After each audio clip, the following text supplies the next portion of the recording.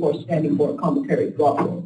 So let's jump right in. Cool, it works. Okay, that's good. So first, I work on young stars. So let's start with an overview of how stars form. Generally, you start with a big cloud of gas, and then you let gravity do its thing. It'll condense into these cores, and then eventually protostars. So there's a star somewhere buried in all this gas here. And eventually, as it gets really, really dense in the middle where that star is, all this extra stuff will sort of spin into a disk, and you get what's called a T-Tauri star. I tend to look at T-Tauri stars. Looks like my organization's a little messed up too. Oh wow, like Max and Windows, whatever. Anyway, so yeah, I look at all of these. Then give this another 10 million years or so, it'll disperse the disk just from the pressure of the light rays hitting all that gas. It'll actually kind of blow it away with the light. And you'll be left with an ordinary star burning hydrogen, just like our sun, all right? This is where stars spend most of their lives. So that's one way to form stars, the regular way, just with a big, giant gas cloud, all right? There is another way to do it, all right? If you have a small gas cloud, you can actually still form stars if you throw in some extra energy. Where does that come from? Well, it could come from stars that are already in the area, particularly big, hot blue stars, okay, which just pump out a ton of light and energy. It just bombards the gas, in this case, this little gas cloud.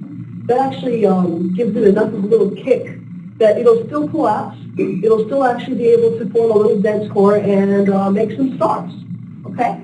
So that's a secondary mechanism, and it's actually very efficient. The other one, let's see if we just pop back, it's about 8% efficiency turning gas into stars for a cloud, roughly. This is just an average for star-forming regions.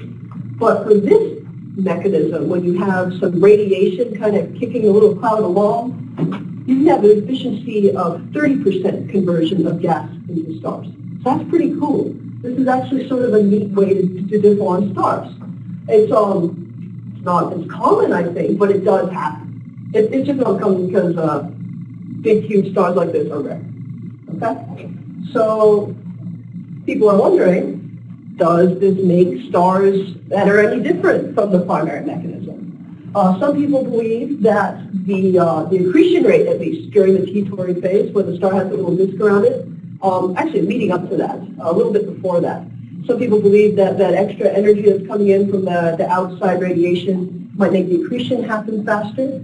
Other people think that once that star emerges into that T-Tauri phase where it has the disk, all that extra external radiation might help blow that disk away sooner. So they might actually disrupt that little circumstellar disk phase of the star's early life and would actually impede planet formation possibly if it just breaks up the disk early.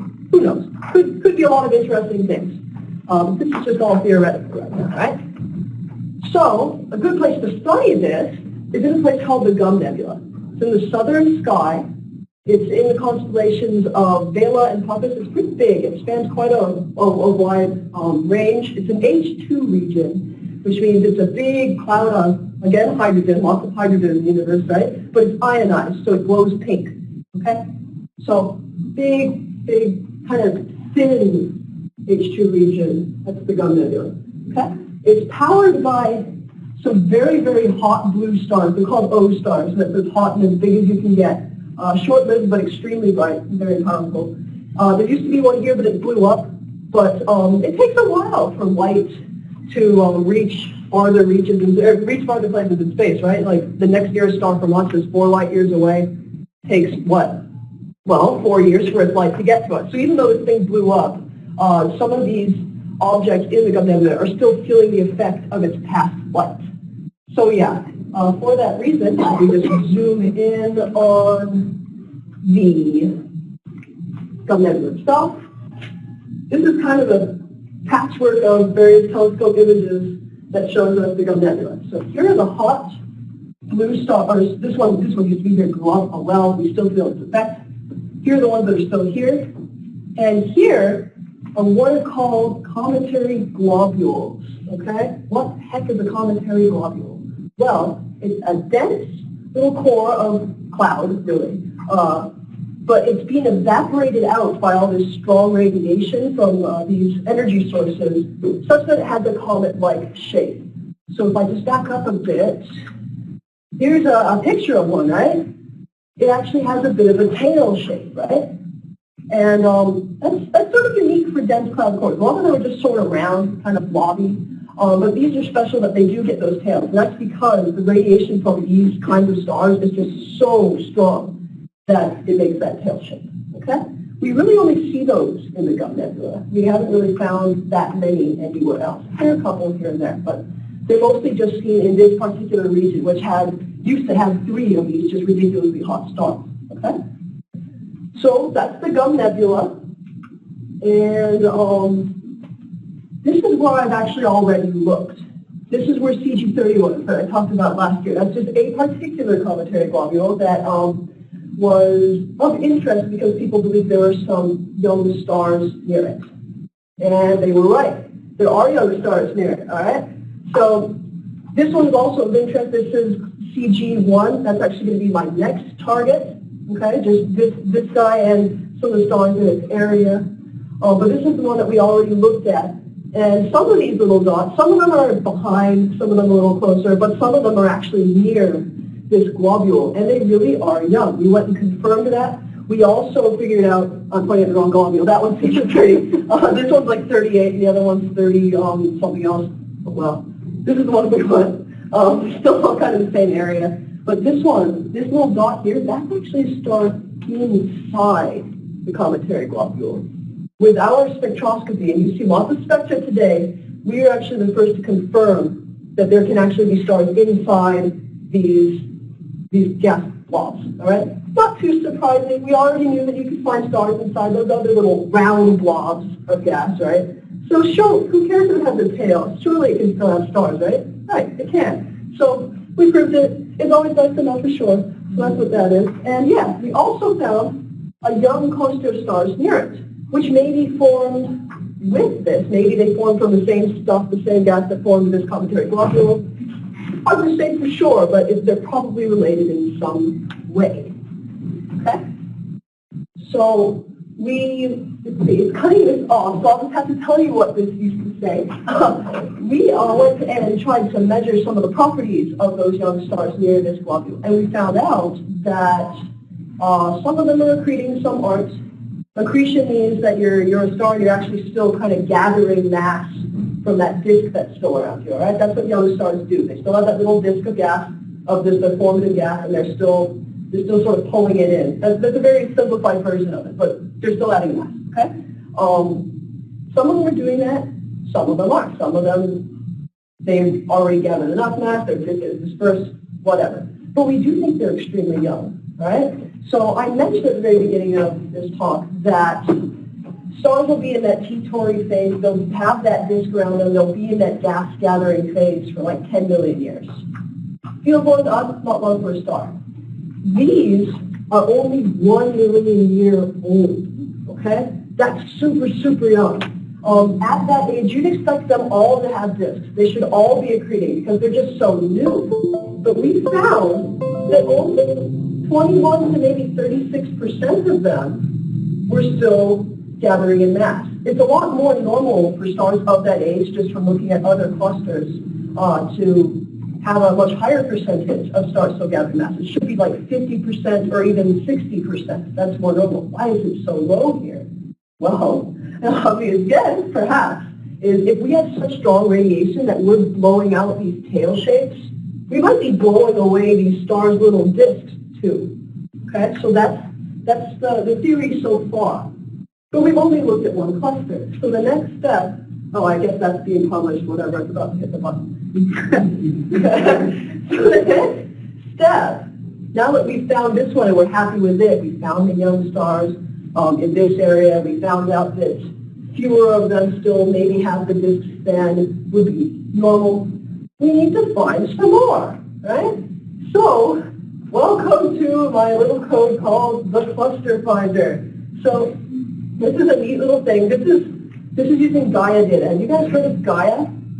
Just another telescope out there. And what it does is it looks at a whole bunch of stars out there, and it gets their their position, so like left, right, up, down, whatever. They're just positioned in the sky, their distance from us, and their motion, all right? So their transverse motion. It gets some of their motion to and away from us too, but I found that most of them don't have that, but you can get that yourself with spectroscopy, so that one's not too big a loss. So yeah, it gives you the positions of these stars and their motions, okay? So, if stars are near each other in space, both distance-wise and just where are they in the sky, and if they're moving in a similar way, they might be a cluster. They might be related, right? They might be together in space, and maybe they were born together, et cetera, et cetera. So clusters are very interesting to astronomers for that reason, because you can learn a lot about, oh, how did all of these stars form? What are their properties? What's the environment doing to them? And you can judge that by looking at all of them in this one population, okay? So you really want to find one population. So to do that, because, I mean, numbers are okay, but pictures are more fun, I came up with this code that actually lets you take a chunk of Gaia data. So you just pick a point in the sky. In my case, it was, okay, let's go with like CG30. That's a good start, right? Pick a point in the sky, download all the data of all the stars there. You plot them, you get this. Okay, so this is their positions in the sky. They're color-coded for distance. Okay, roughly, I don't know, 1,200 or something, 1,500 light years away, light years. Okay, that's not bad. It's a huge mess, right? There are a lot of objects out there. So what we want to do is, let's say, oh, well, what if we put some filters on all this data? What if we only want stars that are moving together through space? So I had already done some measurements to figure out which stars seem to be related. So I had a guess as to what their motion should be. So I applied such a filter. I got this. Oh, that's better. I can actually see what's going on now. Does anybody see a little clump that looks like it's all at the same distance away from us? Of course, right? Of course, it's conveniently at the middle, right? So right there. So when you're using my little code, if you ever see a blob that's one color, it might be a cluster. All right, so that's fun. So then you refine your filters a little bit, and yeah, it's still there, right? And yeah, so you're happy with it. You make your final plot. You say, okay, here are the ones that I like. I'm going to observe these guys to make sure that they're all part of this, especially this guy because he's bright, blah, blah, blah, blah, blah. So it's a great little tool. So I did that. Code magnitude diagram, let's just skip that. I found, you're the first guys to hear about this, by the way. I found 6 or 7 of these, if you include CG30. We already checked that one out, but I double-checked it to make sure it looked good with this technique. It did, okay? So, they're out there. These cometary globules, if they're able to form stars efficiently, up to 30%, could be a great place to find new clusters, possibly young clusters. So we're looking into that, and we want to know how does the environment affect them. So I'm going to start by looking probably at this one, CG1. I could have picked any of them, but I picked this one. And yeah, so the goal now that I've already looked at one, CG30, and I'm about to look at 5 or 6 more, is I want to know if these really are young. I want to know, are they gathering mass or are they not? What's the ratio between them? And I want to make sure they really are a cluster. So here are the things we have to do that. First we get the spectra, right? More of these, right? But this time it's just one star instead of a whole galaxy. It's one star at a time. These are just from CG30. So these are already done. I'm going to get more for CG1 that hopefully looks something like this. And yeah, they're nice, you know, they look okay. But yeah, all these little dips, those are from elements in the star's atmosphere, right? And you can learn about a lot about the star just from all of these. And we'll look at a few, particularly lithium absorption, okay?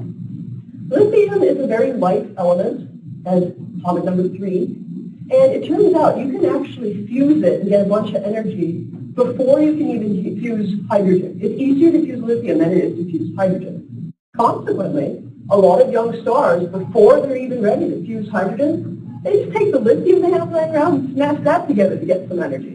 That means the lithium tends to disappear pretty quickly in stars.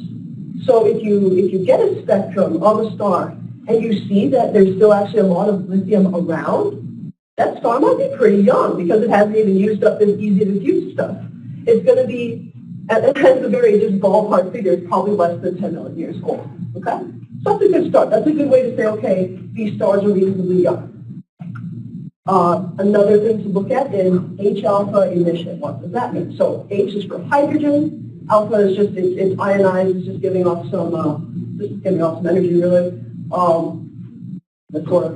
And these are emission lines, and they're also broad, right? We've seen lots of broad lines today. What does that mean? It's not rotating this time. Okay, it's actually something else.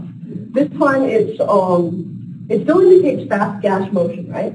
There's a lot of movement in this gas. It's still going around the star, but some of it's flowing onto the star. So if it's broad, we assume that means, oh, this gas is moving fast. It's flowing fast, hopefully onto the star. So broader lines like this are associated with stronger accretion. Okay? So once it passes some threshold, 270 kilometers per second, that's sort of the threshold for, oh, this star is accreting versus, oh, this star just has a disk and it's not accreting anymore. Right? So any less than this, we say, maybe it's not accreting. Any more than this, we say, oh, yeah, it's accreting. So this one, kind of narrow, probably has a disk, but it might not be accreting. This one, oh, that's broader. That one probably is accreting, et cetera, et cetera, et cetera. You can just count them up. Right? Most of the ones that we did, because we actually, the person who found these particular targets was finding them based on the fact that they had H-alpha emission. A lot of the targets that we looked at were accreting, as far as we can tell. But that's sort of a bias for how they were actually picked. Oh well, it's a good start. Some of the other studies that we looked at used other techniques that were more likely to find stars that weren't accretive. Okay, so we looked at both. But we'll get to that. Just to make sure that these stars really are a cluster, it's always good to check the overall Doppler shift of the lines. You expect the line to be right here. If it's over here, oh, it's maybe moving, I don't know which way, moving relative to you, but maybe it's moving away from you. If it's over here, maybe it's moving towards you. If these stars are related, they should all have a similar shift, right? Because they should all be moving either kind of all towards you at some speed or kind of all away from you at some speed, right? They need to be moving together. That's what's important. We checked it. So we found out that for the ones that we actually had spectra, this group over here seemed to be doing something, moving away at some speed. These stars over here, which were by CG30, that cometary globule, seem to be moving a little more slowly away. Okay? But each of these two groups maybe had some relation. Like this might be a group, this might be a group. That's what we could see. This ended up being the more interesting group. And this gave us a clue that, yeah, they might be related, which is what we want. Okay?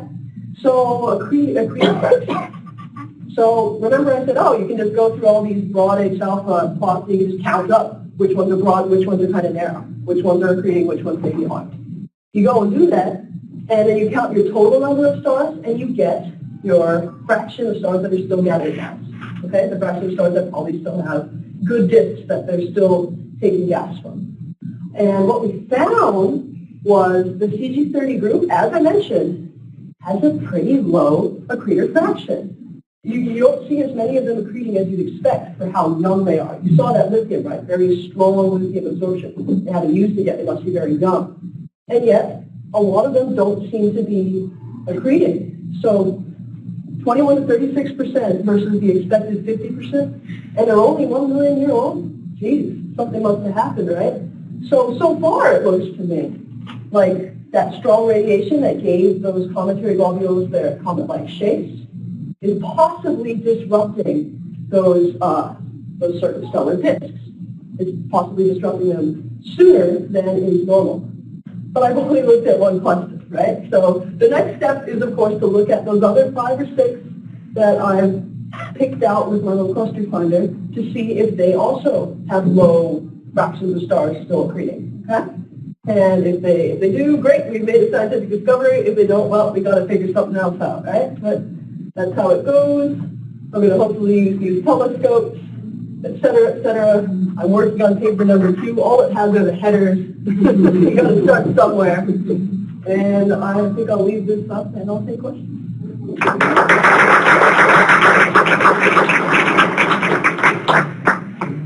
Questions from the gallery?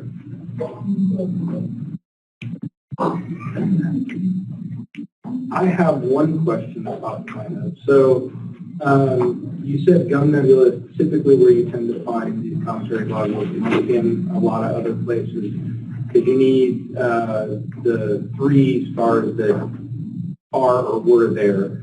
How come Trapezium and Orion doesn't do that? I'm not sure. Maybe they're just not. The age of the nebula, maybe? Could be. They could also just, yeah, it could be there's just not enough gas for those clumps to do that. Could also be that maybe those stars aren't quite as hot as these. I'm not sure. I haven't compared. But Zeta Pup, Trapezium types. yeah, I'm not sure either. All I know is that Zeta Pup is maximum as hot as you can possibly be. It's an 04. Oh, okay. Yeah, so it's ridiculous how hot that star is. And whatever blew up over at Vela XYZ spot, whatever made that pulsar that's there. Had to be younger. Yeah, it must be like bigger, right? 03, so. So there you go. It was extremely strong radiation from those stars. Cool. You said 270 kilometers per second was the low-end cutoff, and anything above that means that it's a good indicator of accretion? Yeah, like there were different metrics, but that's the one that Russell and I used. That's crazy. That's on the order of galactic rotation rates. That's true. That's crazy. I never thought about that, but you're right. That is I kind think of that would be almost, escape velocity rather than accreting velocity. Yeah. Right. Don't that. Globule is a weird word. Globule is a weird word. It means blob. Globe. I'm not sure, because it's glob-like. I don't know. You'd think they'd just be happy with glob. I didn't We're bad at know. naming things. Yeah, We're bad at play naming that again. Yeah. things. We were like, it's a glob. Wait, that doesn't sound smart enough. Let's add the letter. It's a globule. Like what? I like the word globule. Is it called the gum nebula because it's bubblegum pink? It should be. My boyfriend has a theory as well. He said, oh, it's in the southern hemisphere. Well, there must have been these gum tree farmers who were just sitting out, just enjoying the nice warm weather, and they looked up past their gum trees and said, hey, look at that fuzzy bubblegum pink blob. Let's call it the gum nebula. No, it's just discovered by a guy named Gum. Oh. Yeah, the other stories are better. I like yours better. I like his better. It's pink. Yeah, it is pink. You're right, it's bubblegum pink. I've never thought of that before. I'll have to use that as an alternate. That's story B now. Yeah. Yeah. Still better than the real story. Most usually are. Yeah. Anything else? All right, let's get one more on the spot.